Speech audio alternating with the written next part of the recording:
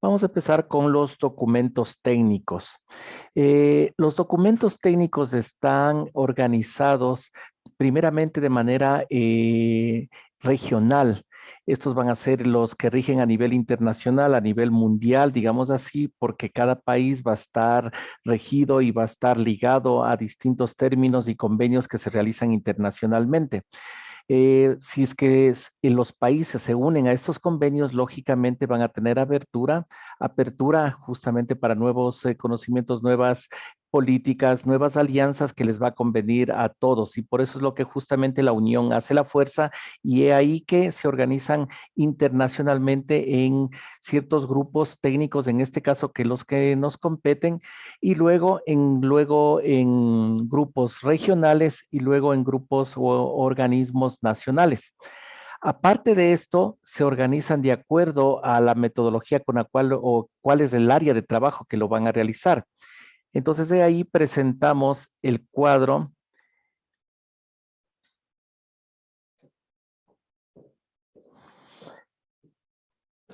La clasificación es primeramente un grupo en el cual se va a encargar de todo lo que es la metrología, los estándares y la medición. Otro grupo que va a ser los que están encargados de todo lo que es documentación. Otro grupo va a ser encargado de la metrología y otro grupo va a ser encargado de la acreditación de laboratorios y de organismos. A nivel internacional, como vemos así, cambiémosle de color, cambiémosle de color. Internacionalmente, como por ejemplo, nosotros como organismo de inspección en ensayos no destructivos, internacionalmente nosotros estamos ligados por lo que nos manifiesta la ILAC. La ILAC es la que acredita a los respectivos laboratorios y es el organismo madre a nivel internacional. A nivel regional va a estar la IAC y a nivel nacional va a estar el servicio de acreditación conocido como el SAE. Mientras es que si estamos nosotros en todo lo que es documentación, estándares y documentación, internacionalmente vamos a estar ligados como por ejemplo por la ISO, regionalmente vamos a estar por la COPAN y a nivel nacional vamos a estar superditados o organizados por el INEN. De la misma manera, lo que es metrología, estándares a nivel internacional, vamos a estar por la CGPM, regionalmente por la CIN y nacionalmente por el INEN. Entonces, siempre vamos a tener estas cuatro áreas principales, la que es la metrología, la que es los estándares, documentos, lo que es la metrología legal y lo que es la acreditación de los laboratorios. Y vamos a tener una separación a nivel lo que es internacional, regional y nacional. Por eso es lo que cuando hay los laboratorios pares, por ejemplo, si nosotros mandamos a calibrar un equipo, entonces nosotros podemos ligarnos o ir a la raíz, en este caso, que estén estos equipos calibrados o regendidos o acreditados los laboratorios, por ejemplo, por medio del ILAC, que es el organismo internacional que cubre a todo los países que están organizados a nivel mundial.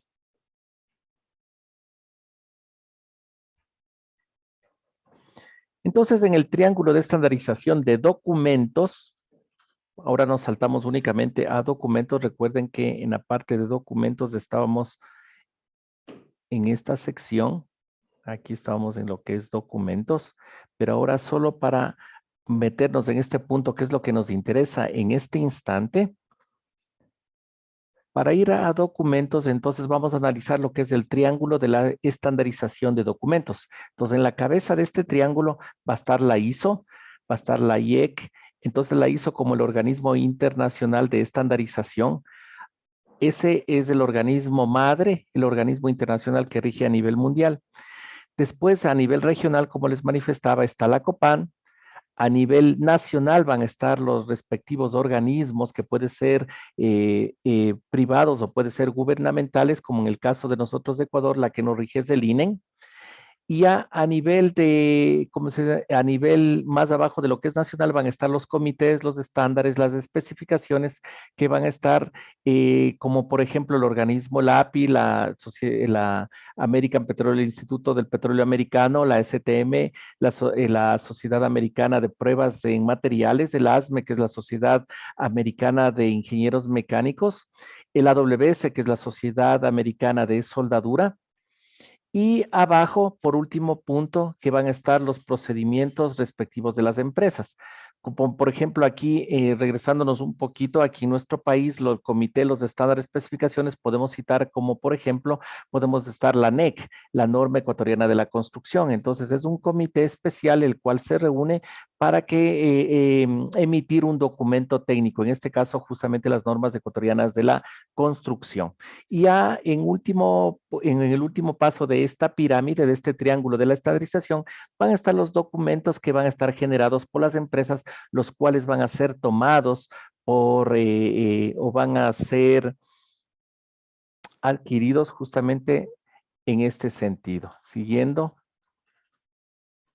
el sentido que estábamos viendo en este triángulo de la estandarización de documentos. Entonces, la aplicación de los ensayos no destructivos es un componente regulado o crítico en la industria y está cubierto por múltiples documentos. Entonces, muchas veces nos encontramos entre compañeros egresados de mi facultad y a algunos se les nota un poquito, ¿cómo se llama? ¿Por qué haber estudiado tanto tiempo si para el trabajo que estoy haciendo? Porque a veces están realizando un trabajo demasiadamente manual y a veces es una de las cosas que a veces también se hacemos o nos hacemos la pregunta en el área de los ensayos no destructivos. Pero si es que efectivamente, si solo estamos en la parte práctica, entonces sí podemos ver desde ese punto, pero si lo vemos en la parte de atrás, en la parte técnica, en la parte de documentación, los ensayos no destructivos están cubiertos por una cantidad infinita, digamos así, de documentos técnicos y dependiendo el área de especialización a la cual nos metamos, vamos a estar, que se van a abrir más y más documentos que van a estar a nivel nacional, como vimos, regional, a nivel mundial. Para cumplir con el objetivo y los requisitos de estos documentos, el personal debe ser capaz de entender el punto de vista que dirige lo establecido en ellos y para asegurar quién realiza las actividades de inspección documentada en nuestros procedimientos, cumpliendo con la gran variedad de todos los documentos aplicables. Así pues, la forma en la cual los requisitos se encuentran establecidos en los documentos van a variar en función y van a variar de documento a documento. Uno de los términos que a nivel de, como les manifestaba, para bien o para mal, como estamos superditados a lo que es la tecnología, a la tecnología americana, refiriéndome a Estados Unidos, entonces tenemos que manejar los documentos a nivel de inglés, a nivel técnico vamos a manejar los documentos en inglés, porque muchas veces el rato que nos traducen al español va a haber muchas diferencias. Entonces, si el documento madre que está en inglés es traducido por el INEN, va a tener una traducción si es que lo traduce, como se llama en Colombia, va a tener otra traducción. Si lo traducen en Argentina, va a tener otra traducción, aunque ustedes no lo crean. A pesar de que en los tres países estamos hablando lo que es el español, la lengua española, entonces, el rato que hay las traducciones va a haber distinto tipo de traducción, ya que se manejan distintos términos en cada país. Y como ejemplo práctico, como podría decir, yo solo ahí cito nomás, me fui a Colombia, estaba almorzando y yo lo único que hice es, vea, se acercó la chica y le digo, por favor, véndame una cola. Casi me pega un cachetazo. O sea, para nosotros lo que es cola es simplemente una bebida y en Colombia, ¿cómo se llama? Le dije, páseme una cola, casi me estampa un cachetazo. Entonces, como ya le vi en los ojos y en su actitud, entonces cambié rápidamente la palabra y dije, no, no, no, deme una bebida, ¿cómo se llama? Una gaseosa, una limonada, un jugo, lo que sea.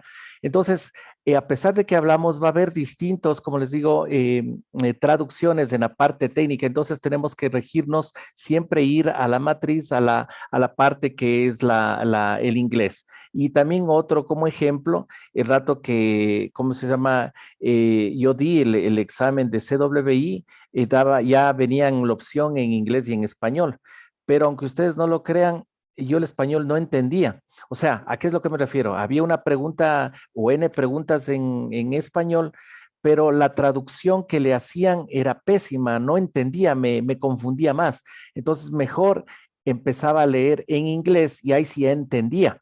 Entonces, esos es como dos ejemplos que en los cuales nosotros tenemos que regresar ¿cómo se llama? Siempre cuando hay estos inconvenientes, tenemos que regresar a la raíz y en este caso al inglés y a los documentos técnicos que encontramos en inglés. Entonces, ahí vamos a encontrar dos términos muy importantes como son el should y como son el shall.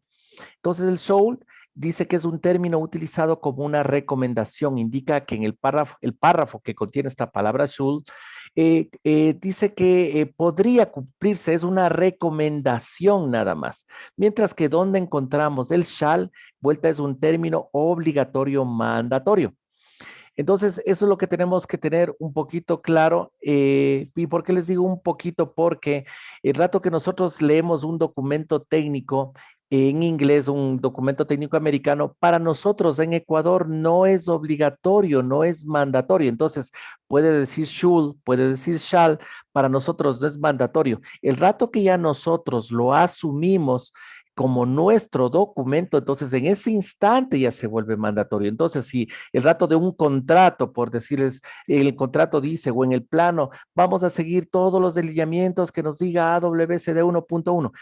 O en el contrato dice, vamos a seguir todo lo que diga AWCD 1.1. Entonces, como ya se firmó de parte y parte que se va a trabajar con ese código, entonces en ese instante ya se vuelve mandatorio. Pero antes de que se firmara ese documento, yo simplemente estoy manejando, estudiando, leyendo, ¿cómo se llama? Estos documentos técnicos americanos, si es que da el should o da el shall, yo ya sé cuál es la interpretación que se da en Estados Unidos, pero como les decía, para nosotros todavía no es mandatorio, mientras que nosotros lo hagamos mandatorio para nosotros. Entonces, cuando encontremos la palabra should, lo que nos está diciendo que no es mandatorio, es una recomendación que se hace dentro de ese párrafo del documento, pero cuando encontramos shall, eso sí es obligatorio, mandatorio. La interpretación es la determinación de que una discontinuidad o una condición ha generado una indicación. Como ya la mayoría de ustedes ya sabe, la indicación es el resultado de un ensayo no destructivo. Entonces, cuando nosotros estamos haciendo tintas penetrantes y vemos que sangra una discontinuidad, a ese sangrado se le llama indicación. Cuando nosotros estamos haciendo ultrasonido y en la pantalla del equipo me sale una señal, un eco o una mancha roja, a eso le llamamos indicación, que va a ser, ¿qué es la indicación? O la indicación va a ser generada, como dice aquí, debido a que encontramos una discontinuidad. Esa discontinuidad me va a generar una indicación y ese resultado del ensayo no destructivo al detectar esa discontinuidad es lo que nosotros denominamos o llamamos indicación. Al aplicar una prueba no destructiva, lo que los técnicos observan es una indicación. Entonces, recalcamos, cuando se hace el ensayo no destructivo y el técnico está observando el resultado de encontrar esa discontinuidad, a eso es lo que denominamos indicación, por lo cual se debe determinar cuáles son las producidas por una discontinuidad, porque recuerden que tenemos indicaciones verdaderas, indicaciones falsas, entonces tenemos que ver cuáles son las que se generaron de una discontinuidad verdadera. La evaluación es otra palabra ya muy importante, ya que la evaluación es determinar si es que la discontinuidad está aceptada o está rechazada cuando ha sobrepasado un criterio de aceptación. Entonces, si ha sobrepasado un criterio de aceptación, entonces ya la discontinuidad se convierte en defecto. Entonces, toda discontinuidad, todo defecto es una discontinuidad, pero no toda discontinuidad es un defecto. Para que una discontinuidad sea determinada como defecto, tiene que sobrepasar los criterios de aceptación y rechazo. Y todo va a depender de la norma, del código, del estándar con el cual estemos trabajando. Entonces, como yo ponía el ejemplo y le preguntaba justamente a una de nuestras compañeras porque no entendía qué era justamente este criterio de aceptación y rechazo. Entonces yo le decía, mira, es fácil. Tus padres, ¿cómo se llama? Tú quieres salir a bailar.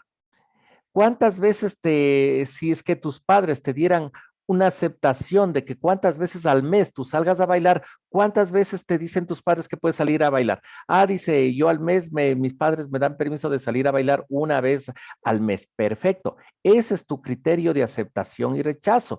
Que si es que tú en el mes te has ido a bailar una sola vez al mes, entonces tus padres no te van a castigar, no ha pasado nada.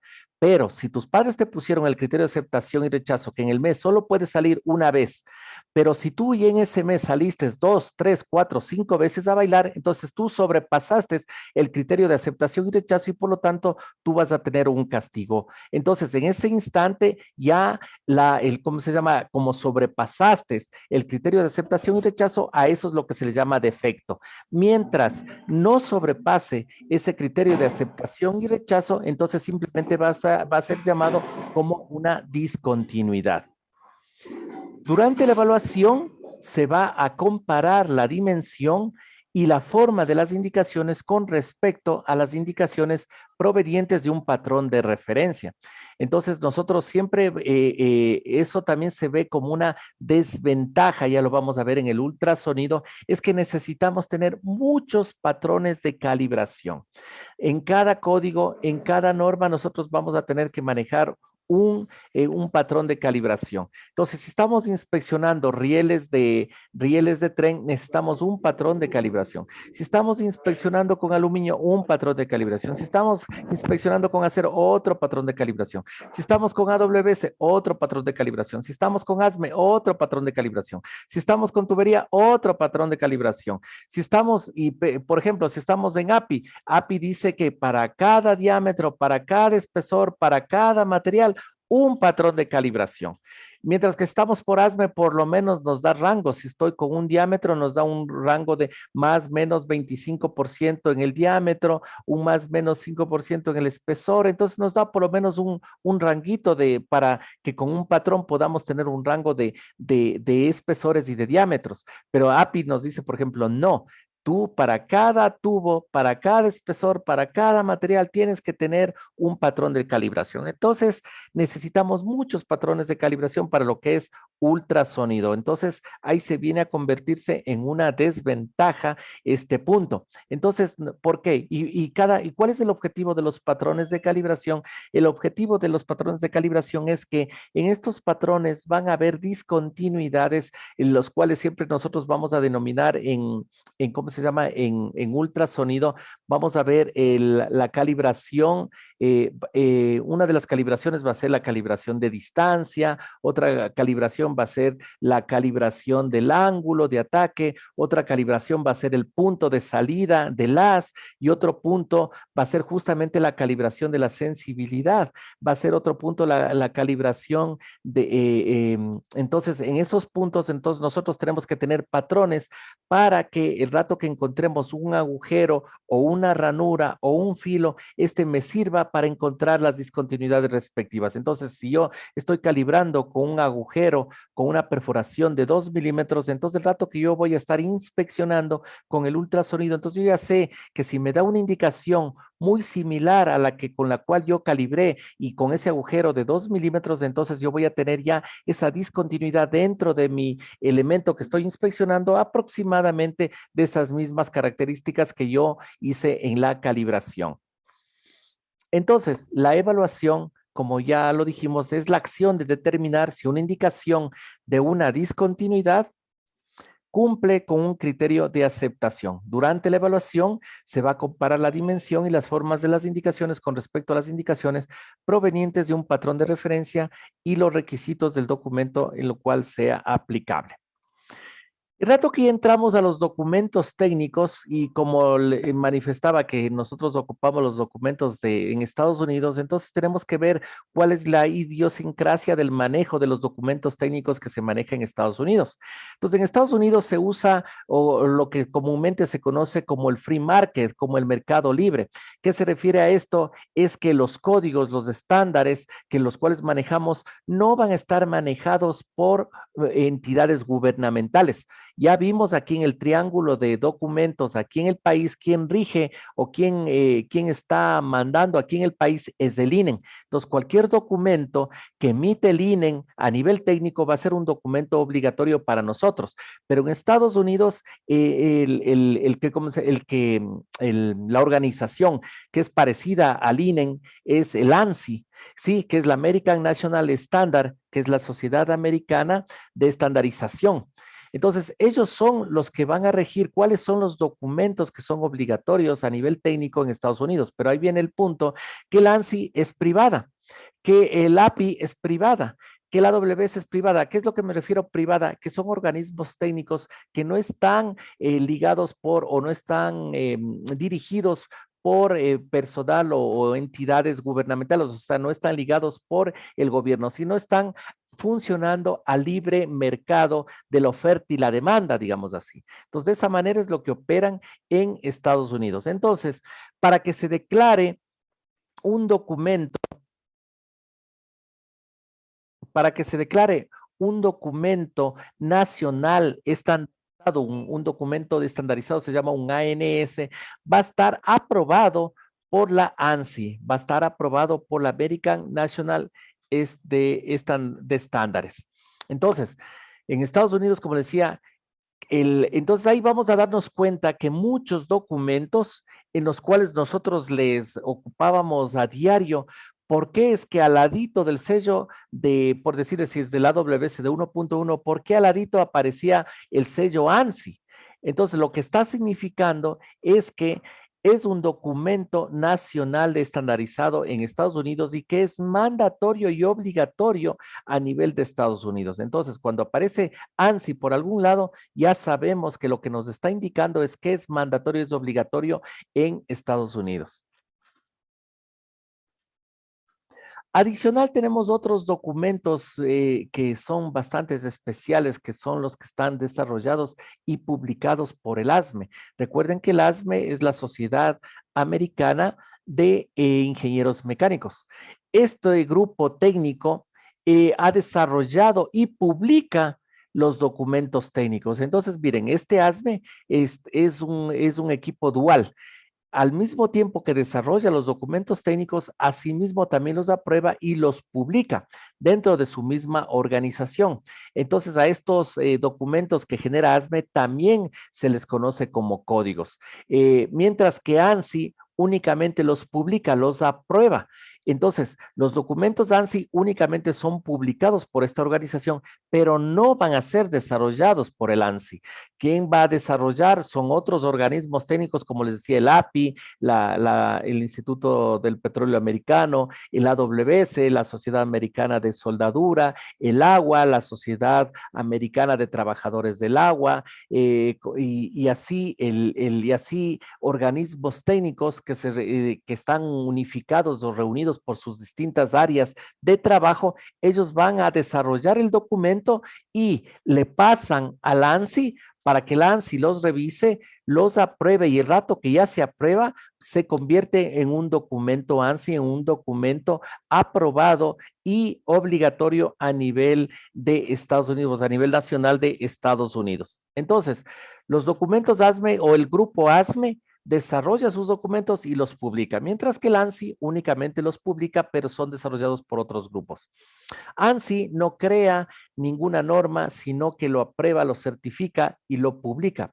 Las normas que crean los distintos grupos industriales de Estados Unidos, siendo por lo tanto responsables de la acreditación de normas y que existan duplicidades innecesarias en la normalización. La jerarquía de los documentos técnicos vuelta es la siguiente. Primeramente vamos a tener los requerimientos que son regulatorios. Después vamos a tener los códigos, luego están los estándares, las especificaciones, los procedimientos y las instrucciones de trabajo escritos. Entonces, los estándares también se les conoce como las normas. A ver, déjenme aumentarle. Déjenme aumentarle.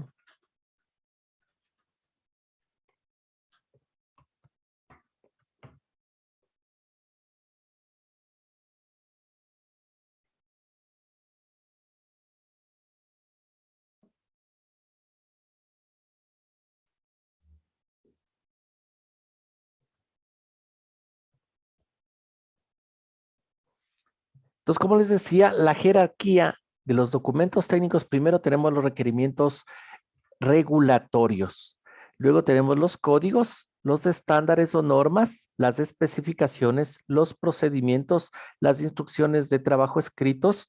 Y aquí viene también esta aclaración, porque a veces nosotros nos llega cualquier documento y a todo le decimos código, norma, estándar, especificación. Entonces, no, si hay una diferencia entre cada uno de estos, y esto es justamente lo que estamos viendo en estos instantes. ¿Cuál es la diferencia entre el concepto o definición de estos documentos?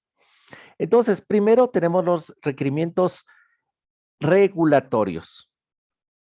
Los requerimientos obligatorios se posicionan como un documento prioritario, por eso es lo que en la presentación anterior decía, sí lo aplica, es que a veces hay áreas que no necesitan un requerimiento regulatorio, mientras que hay otras áreas en las cuales sí es necesario una regulación a nivel del Estado.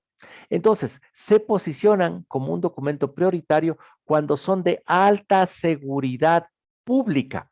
Cuando es de seguridad pública, entonces ahí es lo que se emite estos requerimientos obligatorios.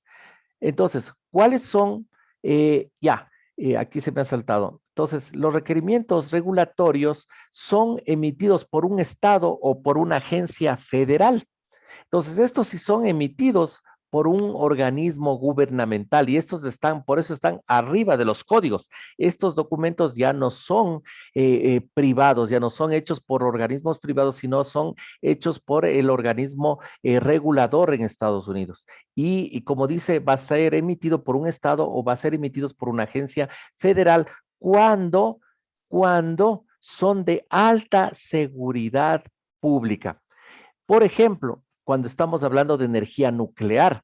Entonces, cuando estamos hablando de energía nuclear, como es una prioridad a nivel nacional y es de alta seguridad pública, entonces la NRC, que es la Comisión de Regulación Nuclear en Estados Unidos, entonces emite estos documentos que son regulatorios, que son mandatorios y que están arriba o encima de los códigos. Aparte también otra área que es de alta seguridad pública va a ser la Administración de Aviación Federal, o sea, todo lo que es la regulación a nivel de lo que son los aviones. Entonces, la FAA, la Federación de Administración de Aviación, entonces es otra entidad en la cual, o otra área álgica, otra área crítica en la cual está desempeñando o es un punto neurálgico en lo que es la seguridad pública y por eso entonces, estos organismos van a emitir requerimientos regulatorios. ASME en su sección 3, en su sección 11, en la cual estamos hablando de construcciones nucleares nuevas, inspecciones en servicio y de plantas de energía. Entonces, aquí en estos puntos también van a estar regulados y van a ser requerimientos regulatorios y van a estar arriba de la cadena, van a estar encima de los códigos. Y lógicamente lo que van a ser los documentos de seguridad ocupacional, de administración y salud pública. Entonces aquí tenemos, por ejemplo, los documentos obligatorios, como les decía, la NRC, la Comisión Regulatoria Nuclear en los Estados Unidos, en la cual emite distintos conceptos, regulaciones, requerimientos y todo lo demás. Entonces, como que sí lo vimos de rato que estábamos hablando un poquito de justamente nos hicieron una pregunta en radiografía y nos decían, mira, ¿cómo va a ser posible que, ¿cómo se llama?, que nos hagan repetir la película radiográfica porque nos equivocamos por decirles en la fecha? Entonces yo les decía, mira, sí, ¿cómo se llama? No debería mandarte a repetir esa película radiográfica, porque sí deberían mandarte a repetir la película radiográfica si es que la calidad de la imagen radiográfica en esa película fuera de mala calidad, si no cumple los requerimientos de calidad de imagen, si no cumple en densidad, si no cumple en, ¿cómo se llama?, en que aparezcan los indicadores de calidad de imagen. Entonces, ahí y en la zona afectada por la cual yo quiero inspeccionar, entonces ahí sí tienes que repetir, pero si es que es por puntos externos y que están fuera de la zona de inspección, entonces no deberían mandarte a repetir, ya que el rato que tú repites una placa radiográfica vas a radiarte nuevamente, te va a llegar radiación, y ahí es lo que dice, por ejemplo, el concepto de ALARA, como dice aquí, tan as low as is razonable, el que está aquí, ¿sí? Aquí está, por ejemplo, la definición de ALARA. O sea, haz el trabajo en la cual te radies lo que menos sea posible, lo tan razonablemente que sea posible. Entonces, este es, por ejemplo, el documento de seguridad radiológica que está emitida por la Comisión Regulatoria Nuclear, que es un requerimiento obligatorio y que va a estar encima. Después de estos vamos a tener los códigos, y como ya lo dijimos, los códigos son documentos que gobiernan, que rigen y que son mandatorios en Estados Unidos. Entonces, nuevamente, son mandatorios en Estados Unidos y se les conocen como códigos. En pocas palabras, cuando tenemos el sellito que dice ANSI. Entonces, si encontramos el sellito que dice ANSI, entonces estos documentos se van a denominar códigos y van a ser mandatorios, pero nuevamente son mandatorios en Estados Unidos, mientras que localmente no son obligatorios. O sea, aquí en Ecuador no son obligatorios, pero el rato que ya tú en un contrato, tú ya dijiste que vas a trabajar con ese código, entonces ese rato ya se convierte en mandatorio para nosotros. Adicionalmente, los códigos son documentos gobernantes que proveen un conjunto de especificaciones mínimas de los niveles de seguridad en la construcción. Adicional, también se refieren a estándares y a especificaciones donde se detallan específicamente ciertas cosas con mayor frecuencia, te van a enviar a la ASTM. Entonces, como por ejemplo, el rato que estamos trabajando con AWS de 1.1 y el rato que nos mandan a hacer el ensayo de tintas penetrantes, nos dice, ve, ándate a la ACTM E165, en la cual te explican cómo vas a hacer el ensayo de tintas penetrantes. Yo aquí, en el AWS de 1.1, no te voy a explicar cómo hagas el ensayo de tintas penetrantes. Por eso lo que decíamos aquí arriba en el código, proveen las especificaciones mínimas, las macros, las de referencia macros, y cuando se van a referir a algo específico, a detalles muy específicos, te van a direccionar a otros documentos, y como dice aquí, generalmente te van a enviar a la ASTM. Los códigos nos van a dar criterios de aceptación y rechazo. Esto también es muy importante. Lo proveen criterios de aceptación y rechazo. Entonces, por ejemplo, ahí nos vamos. Hace una semana estábamos viendo lo que es tintas penetrantes y estábamos viendo el documento ASTM 165, estábamos viendo el ASME 5, pero si ustedes buscan por todo lado del ASME 5, por todo lado del ASTM 165, no tienen ningún criterio de aceptación y rechazo. Solo te van a enseñar cómo hagas, cómo procedas con el método de tintas penetrantes. Te dicen cómo limpiar, cómo aplicar, qué tiempo, qué características, qué temperatura, cómo es el ambiente, cómo es la presión, etcétera, etcétera. Te van a dar todas las características del ensayo, pero no te van a dar un criterio de aceptación y rechazo. Entonces, esa es la característica, esa es otra de las características también que tiene un código. El código te va a dar un criterio de aceptación y rechazo. Entonces, ejemplos de los códigos, van a ser todos los documentos en los cuales tengan la palabra ANSI, como les decía. Entonces, la ANSI es la American National Standards Institute, o sea, el Instituto de Estandarización Nacional Americano. Donde veamos la palabra ANSI, a eso le vamos a llamar código. El ASME también va a ser, ciertos documentos también van a ser el ¿cómo se llama? Dentro del ASME que se van a denominar códigos y van a ser los que están emitidos, como les decía, por la Sociedad Americana de Ingenieros Mecánicos, ya que ellos también crean, como ya vimos, los documentos y también los emiten, los publican, mientras que el ANSI únicamente publica estos documentos.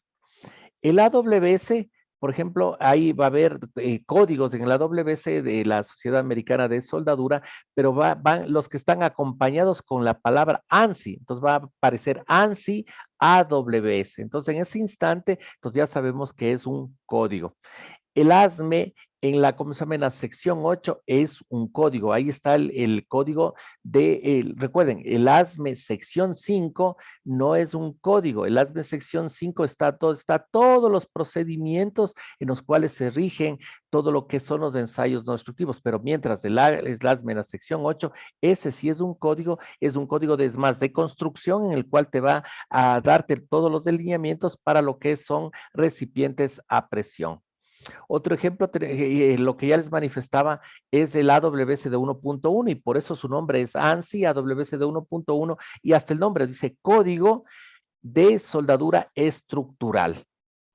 Otro código es el ANSI API 510. Entonces, miren, el API, el grupo técnico del API, elabora el documento técnico que es el 570 para lo que es la inspección de tubería y lo envió al ANSI para que el ANSI lo revise y el rato que lo aprueba va a emitir el documento.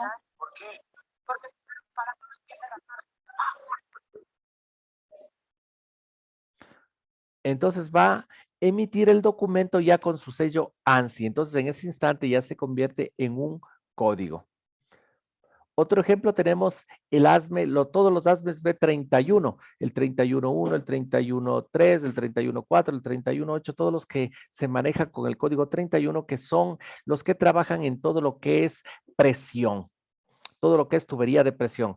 Presión dentro de estaciones, presión fuera de estaciones, presión que con conducción de gas, presión con oleoductos, etcétera, etcétera. Y ahí sí viene la precaución, cuidado, los códigos solo son obligatorios de aplicarse cuando se lo establece dentro de un contrato de compra o venta o de fabricación de un bien. No se combinan, y la otra situación es que no se deberían combinarse los códigos. Entonces, como les decía, el código es obligatorio en Estados Unidos, pero aquí en el país no es obligatorio, pero cuando se convierte en obligatorio, cuando ya lo establecimos en un contrato, en un plano, en un procedimiento, entonces ya se convierte en mandatorio obligatorio para nosotros. Entonces ahí veíamos el ejemplo, miren, por ejemplo, el código estructural de 1.1, entonces vemos aquí que es AWS, o sea, el organismo técnico que trabajó para la elaboración de este documento técnico es la AWS, ¿sí? Pero este fue enviado a la ANSI, a la American National Standard Institute, para que le revise y la apruebe. Y el rato que ya la aprueba, entonces en ese instante, entonces este ya es un documento técnico y es un documento técnico mandatorio a nivel de Estados Unidos y por esa situación es lo que ya le ponen el sellito que dice aprobado como un estándar nacional americano, ANSI, ¿sí? Entonces, por eso ya toma el nombre de código.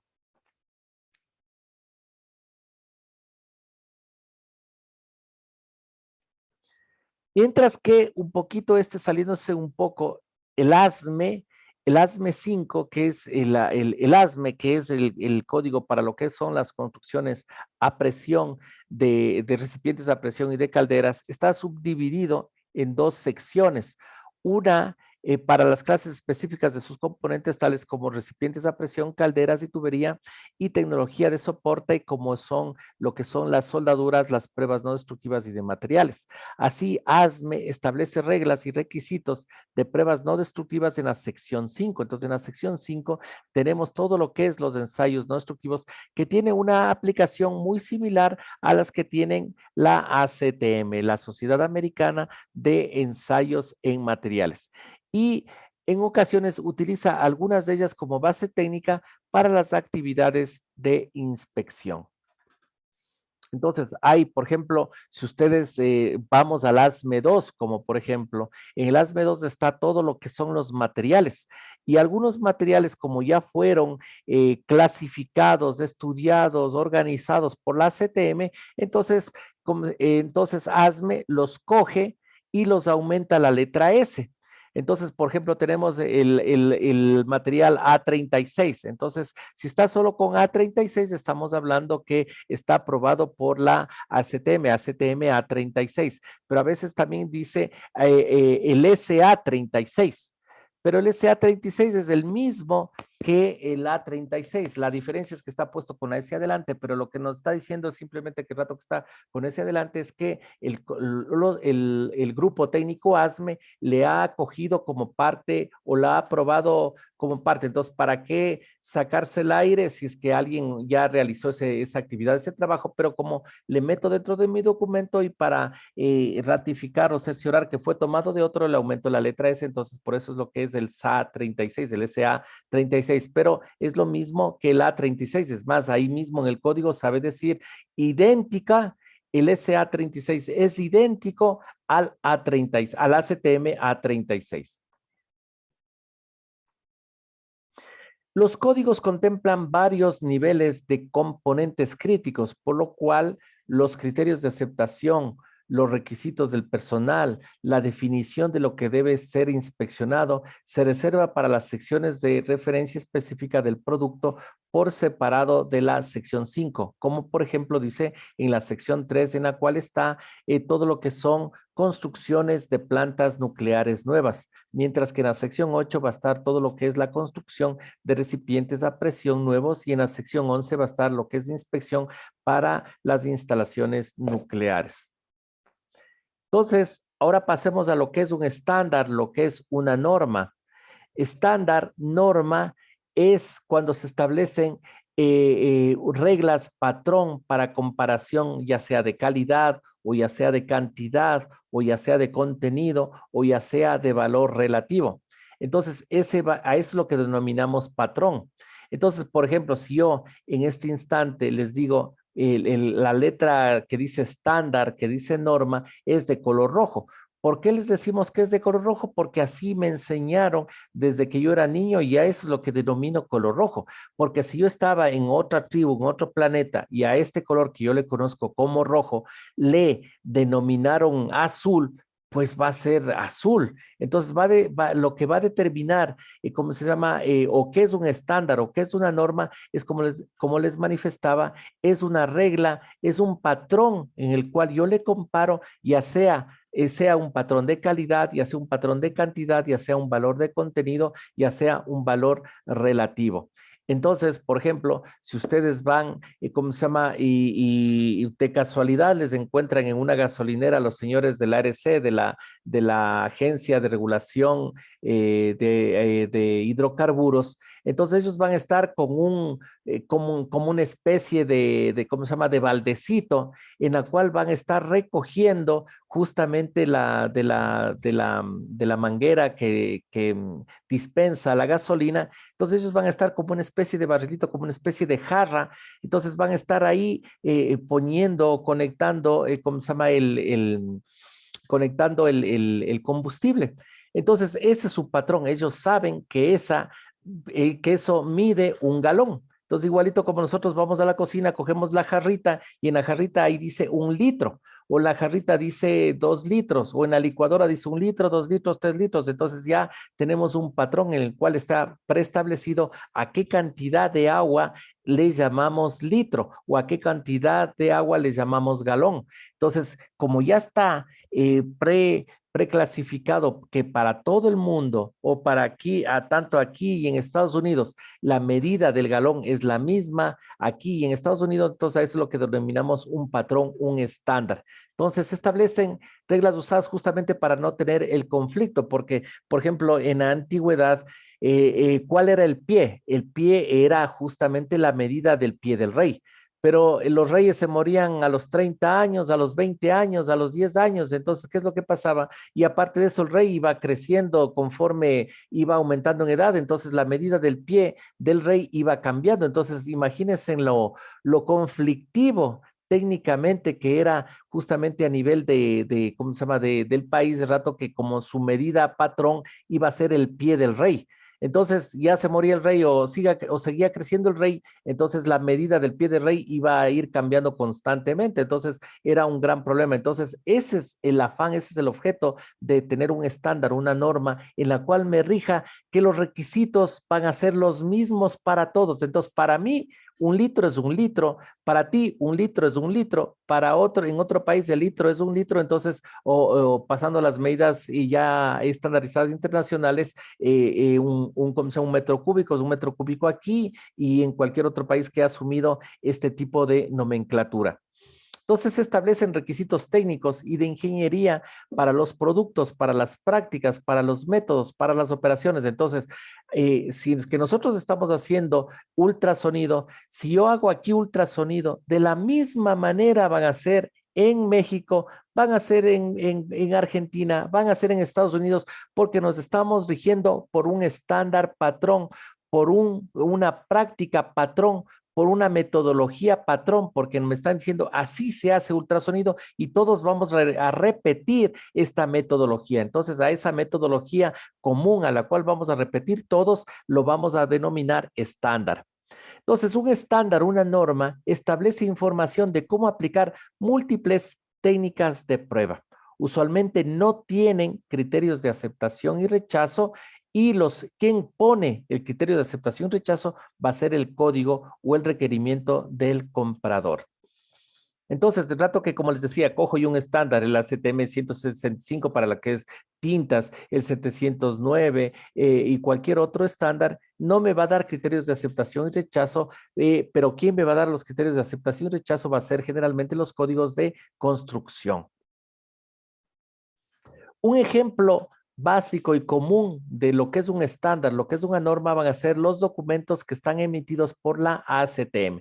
La ACTM es la Sociedad Americana de Pruebas de Materiales. Las normas ACTM están relacionadas con las pruebas no destructivas. Hay un capítulo entero de las ACTM que está con ensayos no destructivos y hacen el énfasis de la forma en la cual deben realizar las actividades de inspección, pero dejan el criterio de aceptación y rechazo para que sea decidido entre el comprador y el vendedor por medio de un código, por ejemplo, o por medio del contrato de compra y venta, como decíamos en el punto anterior. Entonces, el estándar va a definir las reglas para adquirir, para comprar, para dimensionar, para juzgar un servicio, para juzgar un material, una parte, un componente o un producto. Van a darnos definiciones, van a darnos símbolos, van a dar clasificaciones. ¿Cuáles son los ejemplos de estos documentos que llamamos estándares? Va a ser la ACTM, como les decía, los documentos que emite la ACTM, la Sociedad Americana para Pruebas y Materiales. Otros que van a emitir esto van a ser las normas internacionales ISO, que es la Organización Internacional de Normalización.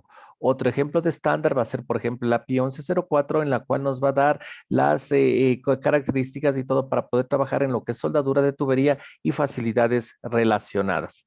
Entonces, como un ejemplo, aquí en este caso que estamos con ultrasonido, por ejemplo, tenemos la ACTM E2700, la cual es la práctica estándar para realizar ultrasonido en la inspección de soldaduras usando arreglo de fases con ultrasonido por contacto.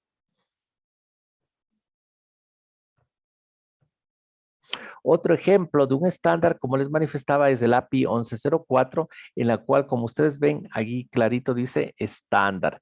Ahora, Por eso es lo que en la definición decía, generalmente no me dan un criterio de aceptación y rechazo. Por ejemplo, el API 1104 sí me da criterios de aceptación y rechazo, porque también trabaja como un documento de construcción. Entonces, cuando ya es de construcción, casi necesariamente me va a dar un criterio de aceptación y rechazo. Entonces, hasta ahorita tenemos, antes de perdernos, teníamos qué documentos estábamos, el que estaba en la cabeza, vamos a tener los requerimientos obligatorios, documentos mandatorios, documentos obligatorios. Luego vamos a tener los códigos, que ya lo hemos visto, que resumiendo son los que son mandatorios y están emitidos por el ANSI, y también algunos que están emitidos por el ASME. Luego teníamos los estándares, las normas en las cuales nos indican cómo estandarizar, cómo realizar una actividad, y para en el caso de nosotros, cómo realizar un ensayo no destructivo está dado por los estándares.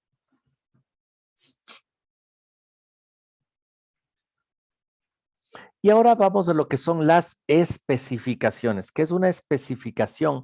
Son aquellos documentos que proveen una descripción detallada de la parte de un todo. O sea, si tengo yo un todo que es un motor de un carro, entonces va a haber las especificaciones en las cuales va a haber el documento en la cual me especifica cómo es el pistón. Otro documento específico en el cual me va a decir cómo es el árbol de levas. Otro documento es cómo voy a construir las válvulas, y así me van a dar una descripción muy detallada, pero de una sola parte, de un todo en general. Nos van a dar también las especificaciones, como el nombre lo especifica, nos van a dar especificaciones y requerimientos adicionales para estos componentes, para materiales y para servicios que requieran las compañías. Además, las especificaciones son frecuentemente generadas por empresas privadas para adicionar requerimientos especiales para un producto, para una aplicación específica, tales como el tamaño, requerimientos de calidad, etcétera, etcétera. Ejemplos, por ejemplo, de especificaciones son todos los documentos del AWS desde la 5.1 hasta la 5.31, en la cual nos dan especificaciones, por ejemplo, de los electrodos. En la 5.1 nos dan todos los electrodos que vamos a ocupar para el proceso SMAU. Entonces, si ven, es una especificación concisa de una parte de un todo. Entonces, aquí tenemos justamente la especificación, la 5.1, y miren cómo dice abajo, es idéntica a la AWS 5.1. Entonces, el ASME le ha tomado a la especificación, ¿cómo se llama? 5.1, y lo coge y lo pone con su nombre y le pone SFA 5.1, en la cual es una especificación para electrodos de acero al carbón que están protegidos, soldadura por arco eléctrico, protegidos con gas. Ah, miren, y aparte de eso, aquí están tres grupos de trabajo. Aquí está el ASME, aquí está AWS, y, y también, ¿cómo está? No, solo es el ASME, perdón, y el AWS. Entonces, las especificaciones describen, definen, establecen que la forma de un servicio, de un material o de un producto, van a definir las propiedades físicas o químicas de un material, van a dar la forma de cómo realizar las pruebas, las inspecciones y las tolerancias aplicables para la aceptación y rechazo. Asimismo, van a tener, nos van a indicar cómo realizar las compras de un servicio o de un material. Entonces, esas son las especificaciones. Otro documento con los cuales trabajamos son las prácticas recomendadas, que hay bastantes en lo que son, ¿cómo se llama? Por ejemplo, el API. El API maneja bastantísimos las prácticas recomendadas y les pone como PR.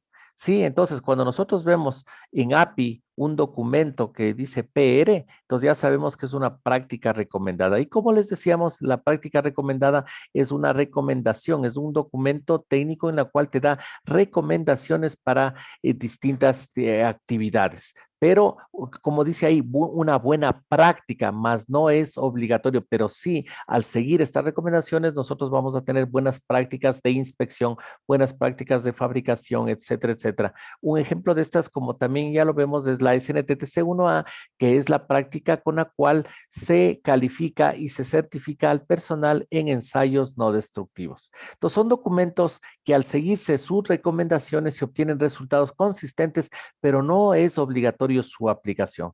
Describen buenas prácticas o la forma más recomendable para realizar una actividad.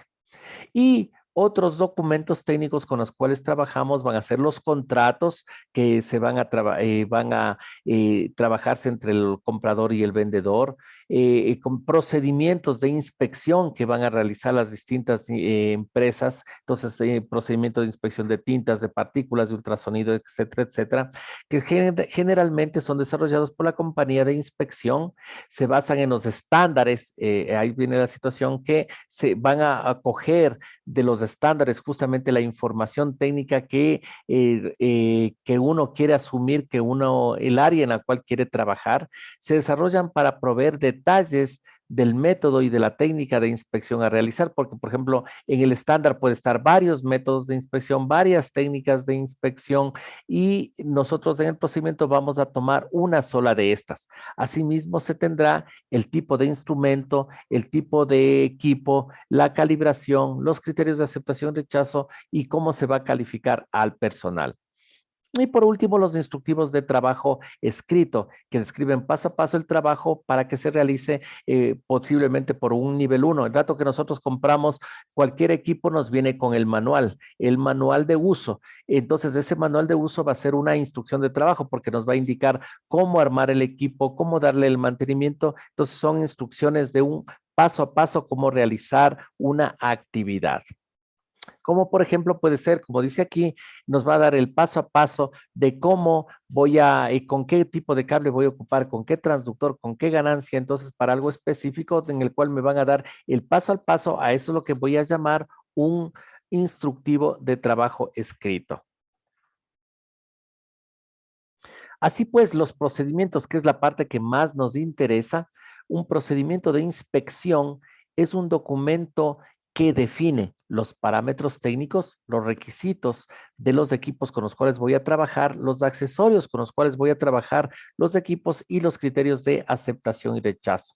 Estos procedimientos de inspección son aplicables a materiales, a partes, a componentes, a equipos, de acuerdo a lo establecido en los códigos, normas y especificaciones. ¿Cuál es el beneficio de nosotros realizar un procedimiento?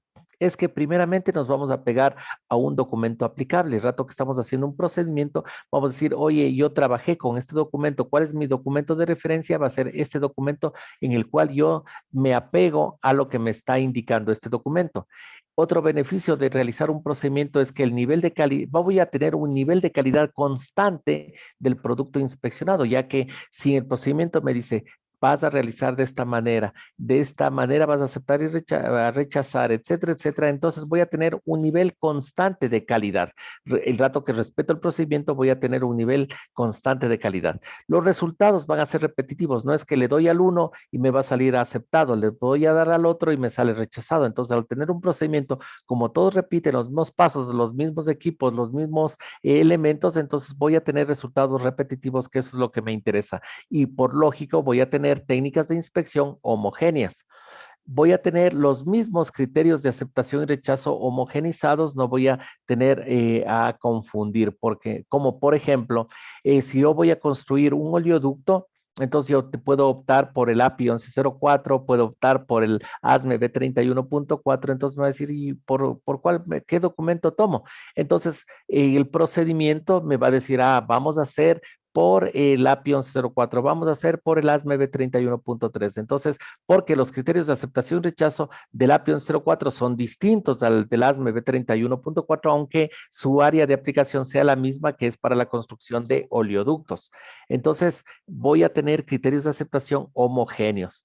Va a evitar discrepancias entre el fabricante y el comprador. Lógico, si yo me pongo de acuerdo entre el fabricante y el comprador, que digo, voy a dar 3 capas de pintura, pues tengo que dar 3 capas de de pintura, pero si no se especifica en este documento, en este procedimiento que voy a dar 3 capas, de pronto el dueño me dice, él me va a dar 4 capas de pintura y el constructor me va a decir, no, yo solo voy a dar 1 capa de pintura. Entonces puede provocar discrepancias. Entonces, dato que se tiene un procedimiento, las discrepancias entre el fabricante, el comprador, entre el fabricante y la empresa de inspección van a minimizarse.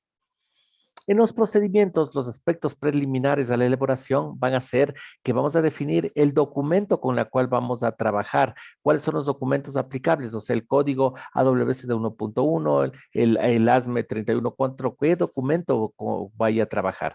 Voy a definir el alcance y sus requisitos específicos. Entonces voy a decir, esto solo me sirve para inspeccionar aceros, esto solo me sirve para inspeccionar con ultrasonido. Y si estoy con ultrasonido, solo voy a poder trabajar con espesores mayores a 6 milímetros, por decirles.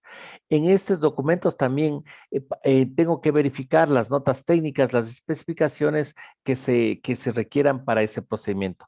Base adicional para el procedimiento necesito determinar qué equipos y accesorios son los necesarios que voy a utilizar, a necesitar para implantarlos y ponerlos en este procedimiento. Adicional, tengo que considerar los programas de fabricación, los programas de mantenimiento, para así determinar los puntos críticos de inspección, las áreas de interés, las etapas de inspección, la preparación de las superficies. Entonces, como por ejemplo el rato que nosotros estamos trabajando en herramientas de izaje, el rato que dice, a ver, el rato que se va a inspeccionar herramientas de izaje, si lo vamos a hacer la inspección a los 6 meses, únicamente se inspeccionarán los puntos críticos, pero el rato que ya la herramienta ya esté trabajando un año, no solo se inspeccionará los puntos críticos, sino se inspeccionará al 100%. Entonces, puntos críticos a los 6 meses, 100% del área de inspección de herramientas de izaje se realizará anualmente. Entonces, todo eso va a estar considerado en el procedimiento. La preparación de las muestras para la calificación del procedimiento, lógico, el papel aguanta todo. Entonces, si el papel aguanta todo, yo puedo poner errores y barbaridades. Entonces, yo tengo que demostrar cómo realizar y cómo tengo que demostrar que mi procedimiento sí funciona y por lo cual en el procedimiento también tengo que poner cómo voy a preparar una muestra para que mi procedimiento sea calificado y sea aceptado y sea demostrable que este sí funciona. Los procedimientos de inspección deben incluir o hacer referencia también a los formatos. Entonces, en el procedimiento también tengo que poner qué formatos de inspección voy a trabajar y qué contiene estos formatos o voy a referenciar a un formato específico con el cual voy a trabajar. Adicional, cuando se reporta y se documentan los resultados de la inspección, en este documento debe incluir información completa, exacta de la inspección realizada con el objeto de hacerlo reproducible. Entonces, si yo en mi informe digo, ¿cómo se llama? La soldadura tiene un poro. Ya listo. Y el rato que voy a reparar, o yo soy el soldador y voy a reparar, ¿y ese poro dónde está? Está superficialmente, está a 2 milímetros, está a 5 milímetros. Ya, el informe sí me dice que está a 5 milímetros, ya. Pero a 5 milímetros, ¿desde dónde? ¿Hasta dónde? ¿Cuál es el punto cero? ¿Cuál es el punto 360? ¿Cuál es el punto A, B? Entonces yo tengo que hacer una descripción exacta para que cualquier persona pueda encontrar el resultado de mi inspección. ¿Dónde está la fisura exactamente? ¿Qué longitud tiene? ¿Dónde está colocada? ¿En qué parte? Para que pueda hacerse reproducible. Así lo anterior se debe a que puede existir una revisión por parte del cliente y posiblemente por alguna agencia externa y de pronto no lo van a encontrar. Sí, por ejemplo, eso en ultrasonido también es bastante crítico. El rato que nosotros hacemos medición de espesores, cuando se tiene un espesor crítico, un espesor de rechazo, entonces se deja marcando dónde es el punto de cuál está con el espesor más bajo o el espesor que nos obligó a que sea rechazada esa parte y se deja uno marcado, ahí está y se mide. Y el rato que a veces ¿cómo se llama? El dueño dice, a ver, ¿dónde está? Y uno está con el equipo y le busca y a pesar que está uno marcado, a veces no le encuentra exactamente o se demora en encontrar ese punto de referencia. Entonces, por eso lo que uno tiene que ser bien claro, lo más específicamente poner coordenadas, a qué distancia, enumerar el equipo, de qué longitud, dónde está localizada para que pueda ser determinada o encontrada nuevamente. La falta de información y de documentación puede resultar en retrasos costosos al tratar de resolver la aparente o sospecha presencia de indicaciones. La documentación necesaria para minimizar las confusiones durante la interpretación debe incluir, pero no está limitada, y así que los requisitos establecidos por parte del código de la norma o especificación sea aplicable. Entonces, un procedimiento de inspección es un documento que describe paso a paso las etapas a seguir en una inspección para obtener un resultado adecuado. Entonces, ahí es una regla que cuando nosotros vamos a hacer un procedimiento de inspección, tenemos que seguir los siguientes pasos. ¿Cuál es el primero? Diga lo que hace y escríbalo. Entonces, a ver, yo me acerco al técnico. A ver, señor, tú eres el que haces ultrasonido. Sí, sí, yo soy el que hago ultrasonido. Ah, ya, perfectamente. Por favor, descríbeme qué es lo que haces. Entonces, ya dice, el rato que yo hago ultrasonido, lo primero que hago el equipo, primeramente el equipo lo que hago es cargarle la noche anterior para que la batería está llena. Ya listo. Entonces cojo mi procedimiento y digo, cargar la batería toda la noche, listo. Después, ¿qué haces? Allá dice, aplasto este botoncito que dice on para prender el equipo, allá listo. Entonces, pues, se prende el equipo.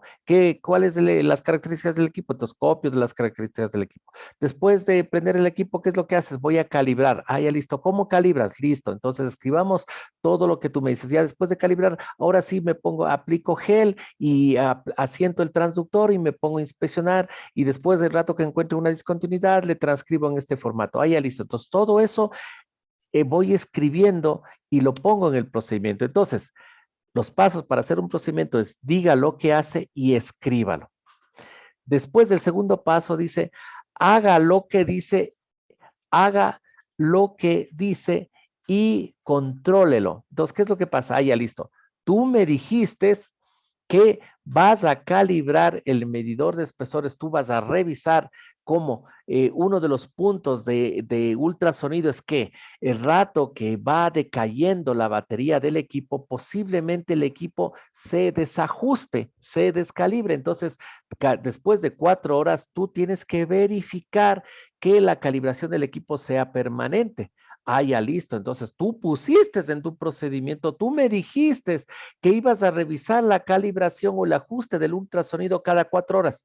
¿Por qué no lo has hecho? Si tú dijiste que haces eso. Entonces, mire, diga lo que hace y se escribe. Después que ya escribimos los pasos, tenemos que hacer lo que dijimos que íbamos a hacer y tenemos que controlar que se haga, ¿cómo se llama? Los pasos que dijimos que íbamos a hacer. Entonces, y después, por último, inspeccione lo que hicimos y verifiquemos qué es lo que hemos hecho.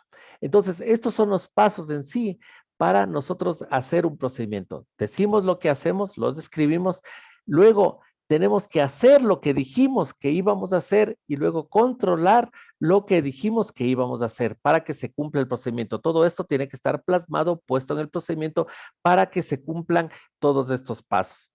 Inspeccionemos lo que se hizo y verifiquemos. Entonces, eso tiene que estar plasmado en un procedimiento.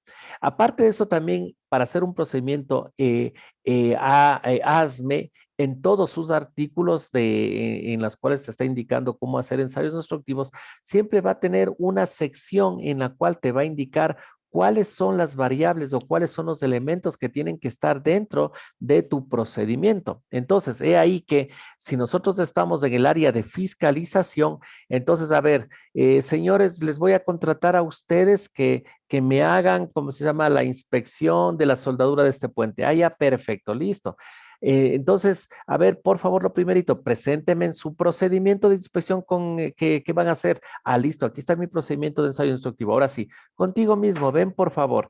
Indícame aquí Indícame, aquí en el ASME me dice, ahora lógicamente, si es que vamos a inspeccionar un puente, esto como es sacado del ASME no va a ser obligatorio, sino va a ser un punto de guía para que nuestro procedimiento contenga los elementos más críticos. Entonces, ya, perfecto, a ver, listo, ya. Entonces, ahora sí vamos a ver, ¿qué es lo que dice ASME? Que dice que en tu procedimiento tienes que especificar si tu procedimiento, cuál es la configuración que vas a trabajar, si es que vas a trabajar en una tubería, si vas a trabajar en una plancha, qué espesor es, de qué espesor a qué espesor vas a trabajar. Eso tiene que estar en tu procedimiento. Indícame, por favor, en qué parte de tu procedimiento está. Ah, ya, aquí está en mi procedimiento, está especificado esto. Ah, ya, perfecto. Dice, tú en tu procedimiento tienes que especificar desde qué área, desde qué superficie tú vas a inspeccionar. Entonces, si está escrito aquí, ah, ya, perfecto, si has escrito aquí. Tú tienes que decirme en tu procedimiento con qué técnica vas a ocupar ultrasonido, si vas a ocupar con haz recto, si vas a ocupar un haz angular, si vas a hacer por contacto, si vas a hacer por inmersión. Entonces, ¿qué vas a hacer tú? Entonces, eso tiene que estar especificado en tu procedimiento. Ah, ya, si este es tu procedimiento, chévere. A ver, en tu procedimiento también tienes que decirme con qué ángulo vas a atacar, con qué ángulo vas a introducir el sonido dentro de tu punto de inspección. Sí, aquí está. Ah, ya, perfecto. Dice adicional que tú en tu procedimiento tienes que especificar la frecuencia, el tipo de transductor, el elemento, cuántos elementos, la forma. Ya, ya, sí, aquí está. Ve, en tu procedimiento también dice que tienes que especificar con qué equipo de ultrasonido tú vas a trabajar, en qué parte de tu procedimiento está. Aquí está mi informe, aquí está mi procedimiento. Entonces, mira, estoy cumpliendo. Ah, ya, perfecto. Entonces, como les decía, cuando estoy trabajando con ASME, tubería a presión, tanques a presión, entonces ahí sí, estos requerimientos que me está pidiendo ASME son mandatorios, pero si es que estuviera trabajando con API, si es que estuviera trabajando con AWS, si estuviera trabajando con agua, etcétera, etcétera. Entonces, estos requerimientos que me dice que tiene que tener mi procedimiento de ultrasonido no son obligatorios, pero sí me va a dar una buena guía de qué es lo que tiene que contener tanto mi procedimiento, tanto mi informe de inspección en el área respectiva. Entonces, como vimos aquí y como es justamente el ejemplo de ultrasonido, yo tengo que especificar en mi procedimiento y en mi informe el equipo, la calibración, si es que es manual, si es que es automático, con qué transductor estoy, si es que estoy inspeccionando una tubería, una plancha, el personal que ha estado trabajando, con qué acoplante. Entonces, mire, por ejemplo, aquí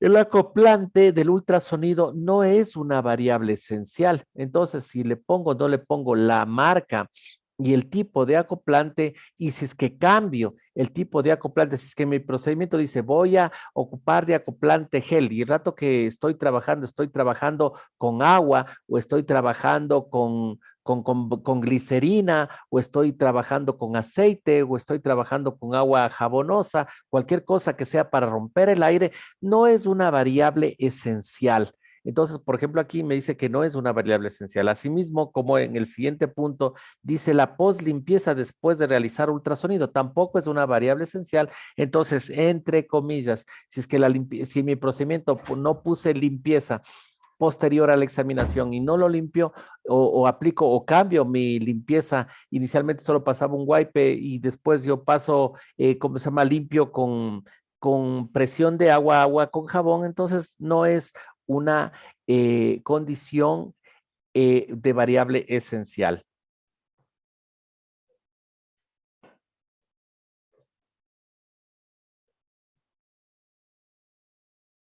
Aquí tenemos el otro ejemplo cuando son, como seguimos en las M5 en lo que son las tintas penetrantes, otro que son para las partículas magnetizables y así. Entonces, esa es la ventaja que tenemos ASME, que me va a dar los requerimientos que tiene que tener un procedimiento y por ende un informe de inspección que tiene que contener un procedimiento. Entonces, los cuerpos de los códigos y de los estándares existen una relación interesante entre los códigos y los estándares y sus desarrolladores. Así pues, la ACTM, la Sociedad Americana de Pruebas en Materiales y Pruebas Inmateriales, desarrolló muchos estándares para el desempeño de ensayos no destructivos. Entonces, ACTM y ASME 5 son los documentos que a nivel de ensayos no destructivos manejamos para tener nosotros la información en el desempeño y en el desarrollo de estas actividades. Muchos otros códigos y normas en Estados Unidos hacen referencia a las normas de ACTM aplicables en lugar de duplicar ese esfuerzo. Entonces, miren, eso es lo que también a mí me llama mucho por qué algunas sociedades, algunos pueblos se ayudan.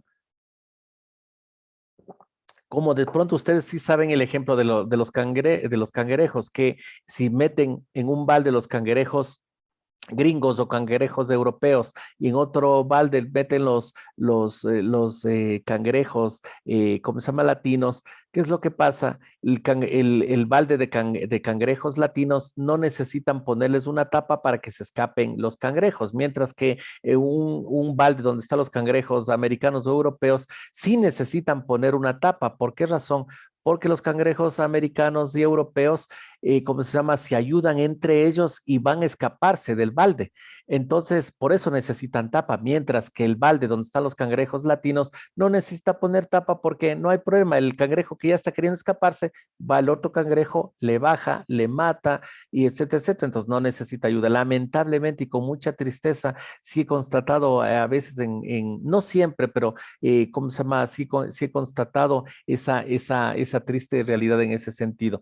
Es también por parte, como yo le sigo a un YouTube que dice justamente, si yo nací pobre, no, ¿cómo se llama? No es culpa mía porque nací pobre, pero si muero pobre, ahí sí es culpa mía. Entonces, la misma situación, si yo nací en un país en la cual, ¿cómo se llama? Suceden estas cosas que no nos ayudamos, no nos colaboramos, no es culpa mía, pero si yo muero y sigue el país con ese mismo problema, entonces ahí sí, yo no he hecho nada para que esta situación cambie y mejore en nuestro país. Entonces, es lo que sucede ahí. Si ya ACTM ya realizó esta actividad, yo no la repito y no tengo ningún problema en AWS decir, vean, si van a hacer tintas, váyanse en ACTM 165. Si van a hacer partículas, váyanse en ACTM 709. Si van a hacer la prueba de esto, váyanse en ACTM. Sí, te mandan nomás a ese documento respectivo y no están haciéndose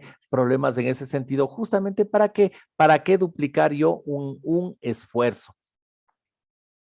Es como dice, se pueden incorporar también requisitos adicionales más allá de los documentos de ACTM. Lógicamente, si yo quiero poner restricciones mayores a lo que están los documentos, pues lógicamente puedo aumentarles sin ningún problema. Si se considera que esos documentos básicos no abordan de manera suficiente las necesidades específicas del código de referencia, lógicamente.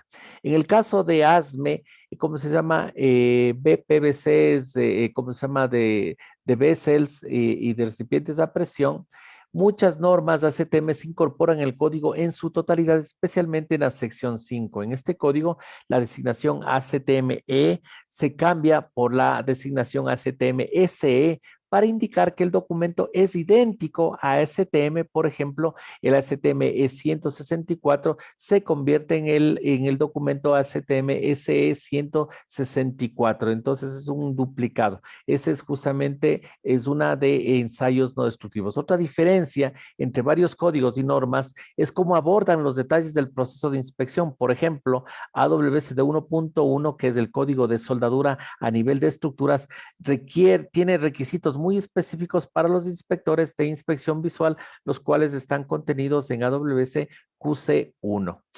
ACTM Internacional es una de las organizaciones voluntarias de mayor desarrollo en lo que es estándares a nivel mundial, en el cual nos proporciona estándares técnicos para productos, sistemas y servicios de materiales. Así pues, ACTM nos brinda más de 150 normas ACTMs en lo que es los ensayos no destructivos y se publican en el volumen 3.3 de las pruebas destructivas. Muchos de estos estándares brindan orientación sobre cómo se aplican los métodos de ensayos no destructivos, pero no nos brindan ningún criterio de aceptación y rechazo. Entonces, miren, justamente voy a indicarles ACTM de lo que nos estaban diciendo.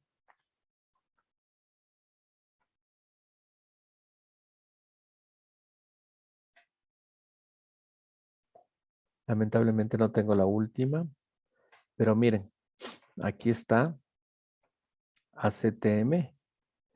Miren, como decía, la Sociedad Americana de Pruebas y Materiales Entonces quiero hacerle un pite más grande. A ver, déjame ponerle aquí.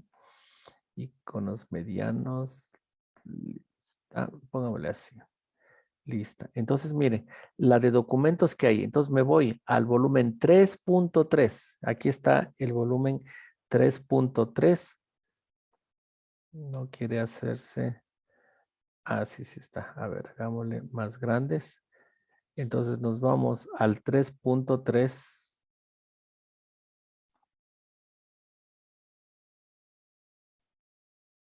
Aquí está el 3.3 en lo cual es ensayos no destructivos. Entonces, mire, dice, por lo menos yo aquí tengo 225 elementos, me dice que tengo solo de lo que son documentos o procedimientos que me da, estándares que me da en lo que son los ensayos no destructivos. Sí, entonces miren, es tremendo lo que la cantidad de documentos que me brinda ACTM en lo que es ensayos no destructivos, como por ejemplo, y está a nivel de general, por ejemplo, miren aquí, la ACTM 1255 es el estándar para radioscopía. Como coger otro ejemplo, el ACTM 750 es la instrumentación para lo que es el ensayo destructivo por emisión acústica. Eh, el ACTM 1002, que es el estándar para usar ultrasonido como para prueba de fugas. El ACTM 1003 para lo que son pruebas hidrostáticas. Entonces, si ven, hay más de, como dice aquí, más de 300, pero por lo menos aquí yo tengo solo 225 documentos. Ah, no, cierto, dice más de 150, yo tengo 225 que están en el volumen 3.3. Pero todos estos no hay criterios de aceptación de rechazo, solo únicamente nos van a decir cómo poder desarrollar el método de inspección. ACTM define 3 de sus categorías de documentos de la siguiente manera. Primeramente va a ser como una guía, luego va a ser como una práctica y luego va a ser como un método de prueba. Como guía, es un compendio de información o una serie de opciones que no recomiendan un curso de acción específico, sino más bien son una guía que aumenta el conocimiento de la información y los enfoques del área determinada. Entonces, como les decía, si alguna cosa ustedes quieren aprender más o no está bien claro, vayan a la CTM y van a ver que hay los documentos específicos para el área que ustedes desean trabajar. El ACTM también es un documento que les ayude en la práctica, ya que es un conjunto de instrucciones para realizar una o más operaciones en funciones específicas que no producen un resultado de una prueba. Las prácticas incluyen, como decíamos, aplicación, limpieza, recolección, descontaminación, inspección, instalación, preparación, muestreo, selección y capacitación. Y adicional es un método de prueba ya que nos da el procedimiento definitivo de cómo se produce el resultado. Así pues, los ejemplos de los métodos de prueba incluyen, pero no se limitan a cómo identificar, cómo medir, cómo evaluar una o más cualidades, características o propiedades. Actualmente dice no existen estándares de desempeño de CTM para DBT y RBDT. Ahora, al punto al que estamos saltando, todavía no estamos con fuerza, como les decía, a mí la única experiencia que tuve en este punto, como les manifestaba el rato que estábamos haciendo trabajos para, el rato que estábamos trabajando para lo que antes era Cementos Chimborazo para USEM, en el cual es como la mayoría de equipos estaban viniendo de Europa, entonces ellos ya estaban trabajando con lo que son las normas europeas, con las normas ISO, y el rato que nos ingresaron ellos, lógicamente querían que sigamos trabajando con ese tipo de normas. Y porque aquí en Ecuador, como ustedes saben, las normas con las cuales más trabajamos son las normas americanas. Así pues, la ISO, la International Standardization Organization, la Organización Internacional de Normalización ISO es la que desarrolla a nivel mundial las normas internacionales voluntarias diseñadas para romper con las barreras del comercio internacional. Así pues, ISO está formado por miembros de organismos nacionales de normalización de 162 países, en los cuales está incluido el Ecuador, y el Ecuador representado por el organismo que es el INEN. Entonces el INEN participa justamente dentro de esta organización como parte de estos 162 países que están trabajando para unificar y, como dice, romper barreras comerciales internacionales, ya que vamos a tener un sistema que va a ser estandarizado a nivel global y como estamos viendo en más de en 162 países, posiblemente ahorita esta cantidad ya haya aumentado. Así pues, el Comité Europeo de Normalización, el CEN, emite normas y especificaciones técnicas. Sus 30 miembros nacionales, como el Instituto Británico, que es el BCI, o el Instituto Alemán, que es el DIN, y así van a desarrollan normas y estándares europeos, ¿cómo se llama? Que está ligado con las siglas EN. La CEN con la CNLEG están oficialmente reconocidos como el Organismo Europeo de Normalización por la Unión Europea. Cuando el CEN desarrolla un estándar sobre un tema específico, como por ejemplo el de inspección visual, los organismos miembros retiran sus propios estándares en esa área. Entonces, mire, es algo parecido como decía en Estados Unidos. Si sacan un documento y es aprobado por el ANSI, este ya se vuelve mandatorio. La misma situación sucede como se llama, en Europa. Cuando estos miembros, estos 30 miembros nacionales, estos 30 países que están unificados en el Comité Europeo de Normalización, cuando este Comité Europeo de Normalización emite un estándar, emite una norma, entonces, ¿qué es lo que pasa? Sus países miembros dan de baja a sus documentos internos para que quede plasmado a nivel nacional y a nivel europeo esta norma europea. Entonces, así pues, justamente tenemos el ejemplo de la ISO 5817, que es la norma europea estándar para lo que es la inspección de soldadura en acero, níquel, titanio y otras aleaciones. Los miembros de la CEN están obligados a cumplir con el reglamento interno de la CEN y de la CNLE, que estipula que las condiciones para otorgar a esta norma europea el estatus de norma nacional sin ninguna alteración. Entonces, rato que por ser miembros de esta comunidad europea, entonces este estándar ya se vuelve mandatorio a nivel local y sin ninguna alteración, dice. Pueden obtenerse listas actualizadas y referencias bibliográficas sobre dichas normas nacionales previo a la solicitud del centro de gestión o de cualquier otro miembro del CEN. Así pues, esta gran número de normas de la ISO hacen referencias a inspección visual para el control de la calidad de sus productos y del mantenimiento de la maquinaria. Un estándar de rendimiento específico para soldaduras requiere reglas de inspección visual similares a la de la sección 5, ¿cómo se llama? Del Código de Construcción de Recipientes a Presión y Recipientes a Presión. En el artículo 9 está lo que es la inspección visual y también proporciona una lista de verificación detallada para lo que son las inspecciones de soldaduras. Así el CEN basó sus reglas de inspección visual de los estándares de rigurosidad superficial de las piezas fundidas que se utilizan para calificar la calidad de la superficie y de las discontinuidades presentes. Así pues, como por ejemplo la Sociedad Americana de Ingenieros Mecánicos, que es el ASME, publica varios códigos y estándares que incluyen, entre otros, ¿cómo se llama? El Código de Construcción de Recipientes a Presión, que se compone de 12 secciones, como son la sección 1, que son calderas de energía, la sección 2, que es materiales, la sección 3, que son reglas para construcción de instalaciones nucleares. La que nos interesa es la sección 5, que es donde está todos los procedimientos de exámenes con ensayos no destructivos. Otra que también nos interesa bastante es el ASME 8, con la cual es el Código de Construcción para Recipientes a Presión. Otra con la cual se trabaja bastante también es el ASME 9, que es justamente el documento para calificar procedimientos de soldadura y de soldadores. En el ASME sección 5, que es la que nos interesa, en la sección 5, en el artículo 9, cubre las normas y requisitos para el examen visual que son aplicables cuando se especifican en un código de referencia o requisitos contractuales.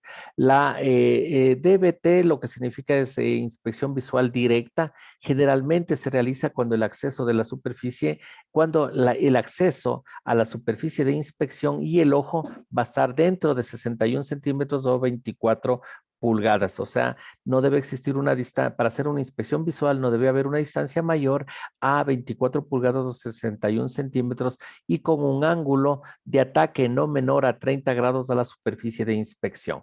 Adicional, la intensidad de luz mínima es de 1000 luxes o de 100 pies candela, mientras que para la RBT, que es la inspección visual indirecta, puede sustituirse por la inspección visual directa si es que existe una resolución de al menos la equivalente a la obtenida por una inspección visual directa. O sea, lo que nos está diciendo Asme en su sección 5 es que yo puedo ocupar la inspección visual indirecta sin ningún problema si es que es igual o mejor que la inspección visual directa. En el ASME sección 9 también especifica cómo se va a hacer los informes en los cuales el informe tiene que tener la fecha, la identificación, la técnica, los resultados, la identificación del personal que está trabajando y la identificación de la pieza o el componente que estamos inspeccionando. Asimismo, también en el ASME, en la sección 11, y en el ASME 31.1, en el ASME 31.3, ¿cómo se llama? Tenemos los códigos para lo que son la inspección de tubería. Como decimos, la 31.1 es la tubería que, ¿cómo se llama? Que vamos a ocupar en estaciones de sistemas de tuberías que se encuentran típicamente en estaciones de generadoras de plantas eléctricas, plantas industriales, sistemas de calefacción geotérmica y sistemas de calefacción y refrigeración. Mientras que el ASME 31.3 es para tuberías de proceso, que contiene tuberías que se encuentran en refinerías, plantas químicas, farmacéuticas, textiles, papeleras, semiconductoras, criogénicas y plantas de procesamiento relacionadas. Otros ejemplos de cuerpos de códigos y estándares son la Sociedad Americana de Soldadura, la AWS, en la cual sus documentos más importantes son la de 1.1, que es de estructura de código de soldadura estructural para lo que es acero, la de 1.2 para lo que es el código de soldadura estructural pero en aluminio, la de 1.3 que es para el código de soldadura estructural en hojas de acero, o sea, en espesores menores a 3 milímetros, mientras que la de 1.1 es para espesores mayores a 3 milímetros, la de 1.5 que es el código para soldaduras de puentes, la de 1.6 para soldadura ¿cómo se llama? De acero inoxidable. Podemos acotar también aquí la de 1.4 que es para la combinación en lo que es el hierro corrugado contra el acero estructural. La API con sus documentos principales como son el API 510, que es el código para la inspección de recipientes a presión. Entonces construimos con ASME 8, pero inspeccionamos con API 510. El otro es lo que es tuberías de inspección, tuberías el código para inspección de tuberías. Entonces así construimos ¿cómo se llama? Con ASME 31.3, con 31.4, pero el rato que ya vamos a inspeccionar y el rato que está en operación, tenemos que inspeccionar con API 510. API 650, que es para la construcción de tanques soldados para almacenamiento de productos a presión atmosférica, la 653, que es para la inspección, reparación, alteración, API 1104, que es para lo que es oleoductos. Otra organismo, ¿cómo se llama?, de trabajo técnico es la Asociación Industrial Aeroespacial, la AIA, que publica varios estándares relacionados con lo que es la aviación y el sector aeroespacial, como los más importantes son la NAS 410, que es para la calificación y certificación de personal en ensayos no destructivos, la NAS 99, que es para la inspección no destructiva en estructuras compuestas avanzadas, en las cuales establece los requisitos para lo que son los ensayos no destructivos, los métodos y criterios de aceptación. Otro grupo de trabajo es la Junta Nacional de Inspectores de Calderas y Recipientes a Presión, la NBBI, que es la National Board of Boiler and Pressure Vessel Inspector, en la cual esta publica los códigos de inspección de la Junta Nacional que proporciona los estándares para la instalación, inspección y reparación de calderas y recipientes a presión y dispositivos de alivios de a presión. Otro organismo o cuerpo de trabajo son los estándares militares que durante años el Departamento de Defensa de los Estados Unidos mantuvo sus propios estándares militares, con lo general utilizando la designación MIL estándar y el respectivo número. Por eso lo que rato que estábamos viendo tintas penetrantes la semana anterior, muchos documentos en las cuales ASTM tomaba la información era justamente tomado de las MIL estándar, o sea, estándares militares. Con el interés de reducir costos y duplicar esfuerzos para que no se dupliquen esfuerzos, entonces en la época de los años 2000, el Departamento de Defensa de los Estados Unidos comenzó a cancelar muchos estándares militares y a especificar estándares de la industria como la MS, la NAS o la ACTM como documentos sustitutivos. Justamente como decía, o sea, ¿para qué duplicar esfuerzos? ¿Para qué duplicar investigaciones si ya esa información está contenida en otros documentos? Así que empezaron a unificar o anular ciertos documentos. Vamos ahorita con unas pequeñas consultitas. Por favor, si es que no se durmieron, si es tan gentil, ¿quién está por aquí? Cristian, si eres tan gentil, ¿estás despierto? Cristian Morales, ¿puedes conectar tu micrófono, por favor? Gracias, Cristian. Muy buenas noches. Ayúdame, por favor, con la respuesta a las siguientes consultas. Dice, los documentos que tienen significado e influencia en la salud y en la seguridad del público en general son a veces aceptadas por cuerpos legislativos y federales de agencias reguladoras. En estas jurisdicciones, tales documentos se hacen leyes y estas se referencian a... ¿Cómo se llaman estos documentos que son de gran influencia a la seguridad y a la salud del público en general? ¿Cómo se llaman estos documentos? Inge, no estoy muy seguro, creo que son especificaciones. A ver, espérate, déjame alzar el volumen. Ya. Ahí, ¿me repites? ¿Aló? Eh, ¿Aló, me escucha, Inge? ahí sí, ya. Ahí sí, ¿me repites la pregunta? No estoy muy seguro, me parece que son las C códigos. Ya, correcto. Aquí deberían estar justamente los documentos que estaban arriba de todo de los códigos, pero al no estar, entonces sí, efectivamente tomaríamos, porque como son mandatorios, pues vienen a ser los códigos. Ah, no ha habido más preguntas. Listo. Perfecto. Entonces ahí estamos bien. Si son tan amables, ahorita les paso por el grupo la para que me ayuden. A ver, espérenme.